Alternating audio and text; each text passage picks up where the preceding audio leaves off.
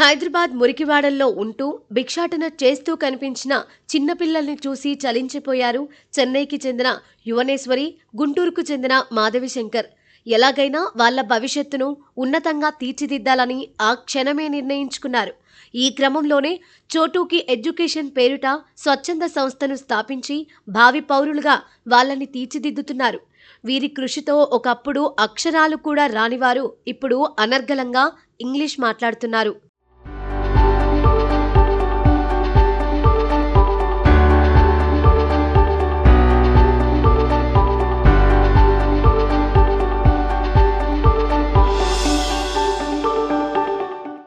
చెన్నైకి చెందిన యువనేశ్వరి హైదరాబాద్లోనే ఒక ఫార్మా కంపెనీలో పనిచేసేవారు. ఈ క్రమంలోనే ఒకరోజు ట్రాఫిక్ సిగ్నల్ దగ్గర భిక్షాటన చేస్తూ ఉన్న పిల్లల్ని చూసి ఆమె ఎంతగానో చెలించిపోయారు. అప్పటికే చెన్నైలో వివిధ ఎన్జీఓల్లో పనిచేసిన ఆమెకు ఆ పిల్లలకు చదువు చెప్పించాలనే ఆలోచన వచ్చింది. అయితే తన భాష, ప్రాంతం కాకపోవడంతో ఆ ఆలోచనని ముందుకు ఎలా తీసుకువెళ్లాలో అర్థం కాని పరిస్థితుల్లో మాధవిశంకర్ పరిచయమయ్యారు. అప్పటికే ఫ్రీ మెడికల్ క్యాంప్స్తో ప్రజలకు సాయం చేసే కుటుంబం నుంచి వచ్చిన మాధవికి కూడా ఆలోచన నచ్చడంతో చిన్న చిన్న షీట్లను టెంట్గా మార్చి రోడ్డు పక్కన చదువు నేర్పడం మొదలుపెట్టారు. నేను మా నేటివ్ ఇస్ చెన్నై. సో అక్కడ కాలేజ్ చదివినప్పుడు second year I started volunteering different NGOs. Education ఒక సెక్టర్ ఒకటి, తర్వాత యానిమల్ రెస్క్యూకి ఒక సెక్టర్ ఉంది, తర్వాత స్పెషల్ చిల్డ్రన్ ఉన్నారు అక్కడ. సో ఈ ప్లేసెస్లో ఎవ్రీ సాటర్డే అండ్ సండే నేను వెళ్ళి వాలంటీర్ చేశాను.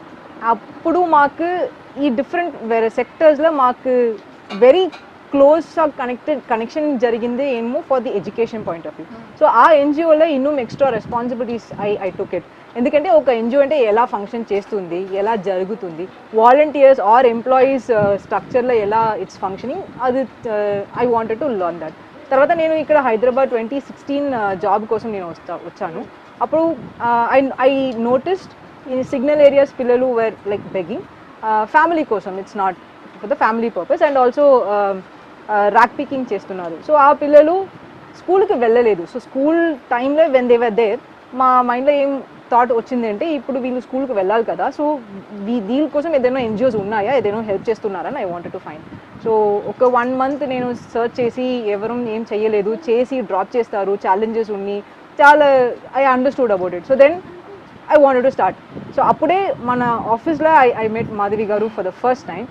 I think it was on a women's day function. అప్పుడు మా కామన్ ఫ్రెండ్ ఒక మేడం ఏం చెప్తారంటే, మీరు మైండ్ సెట్లో ఇంకోటి మేడం ఉన్నారు సోషల్ సర్వీస్ చేయడానికి, ఈ ఐడియా గురించి అక్కడ చెప్పండి అని చెప్తారు. So that was the very first day I met her. I said happy women's day, hi, introduce చేసి then I said this idea, so we want to start, and immediately she picked up it, and అక్కడ లేదు we just started.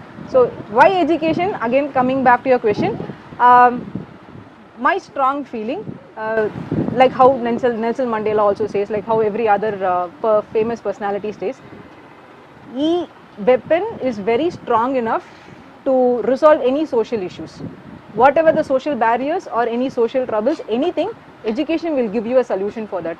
I believe in that strongly, and ade main reason to start this. అది మా సైడ్లో ఉన్న major reason. And Madhavi గారుకు ఇంకోటి important reason ఉన్నాయి. So I want her to tell it. Okay, so frankly speaking, నేను I come from family of doctors basically. So నాకు ఉన్న బ్యాక్గ్రౌండ్ ఆఫ్ ఎన్జిఓ కానీ రిలేటెడ్ ఇది కానీ it's all about the medical camps ఉండాలి. మేము free medical camps అవన్నీ నా గుంటూరులో అక్కడ చేస్తూ ఉండేదాన్ని. సో అప్పుడులో ఏంటంటే చేయాలి మన కోసం, మనం జస్ట్ ప్రజల కోసం ఒక మెడికల్ క్యాంపే కాదు, there are multiple fields wherein we actually have to work through అని అప్పుడు ఐడియా ఉండేది. గ్రాండ్ ఫాదర్ వాళ్ళు కూడా అలా పెట్టారు, స్కూల్స్ పెట్టారని తెలుసు కానీ, బట్ మేము ఎప్పుడు అప్పుడు చేయలేదు యాక్చువల్లీ.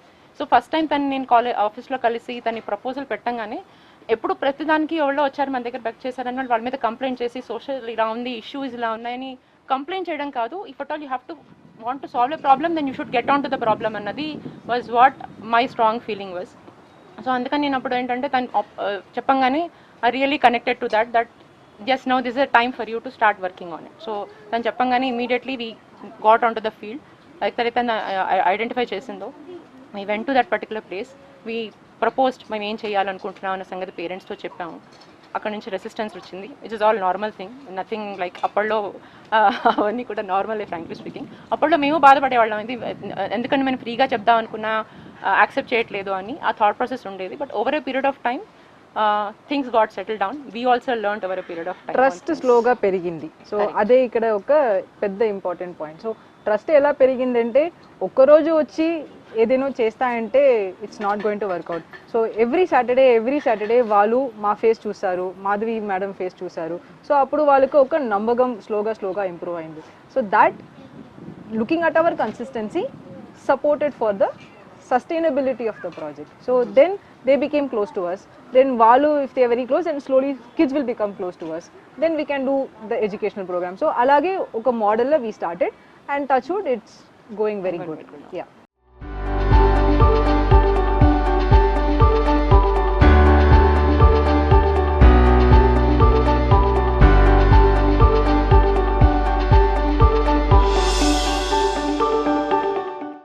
అయితే భిక్షాటన చేస్తున్న పిల్లల్ని గుర్తించడం కన్నా వాళ్ళ తల్లిదండ్రులను ఒప్పించడం, మెప్పించడం మొదట్లో మరింత ఛాలెంజింగ్గా మారిందని వారు చెబుతున్నారు.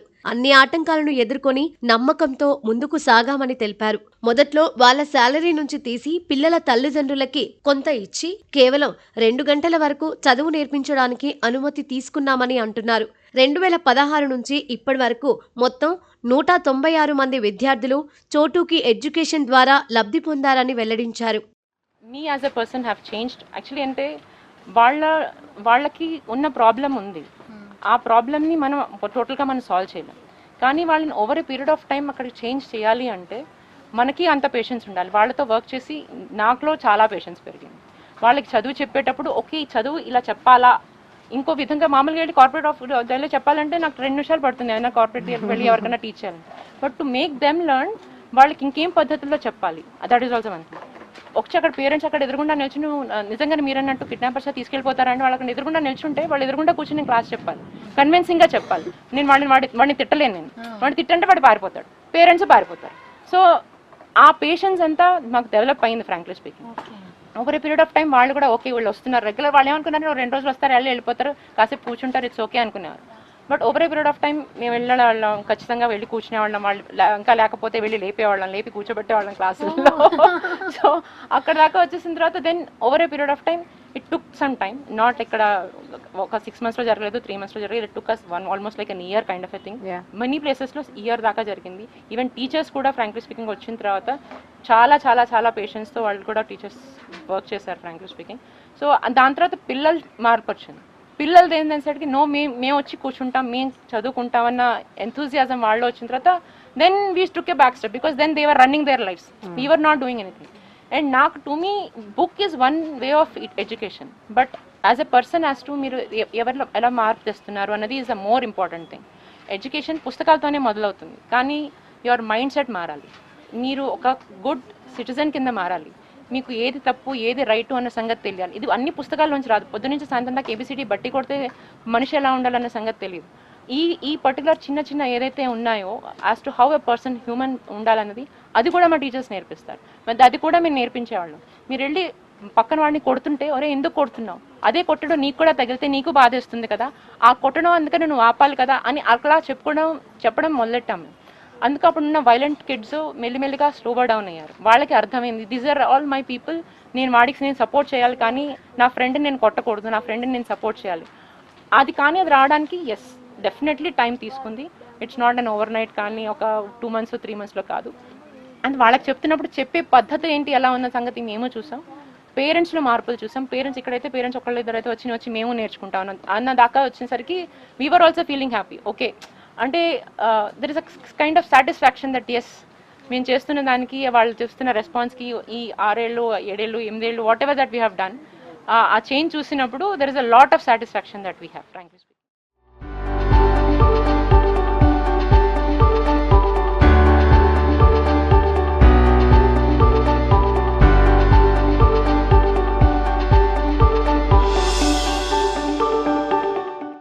మొదట్లో మాకు కనీసం అక్షరాలు కూడా రాయడం రాదని, చోటూకి ఎడ్యుకేషన్ ద్వారా ఎంతో నేర్చుకుంటున్నామని విద్యార్థులు చెబుతున్నారు.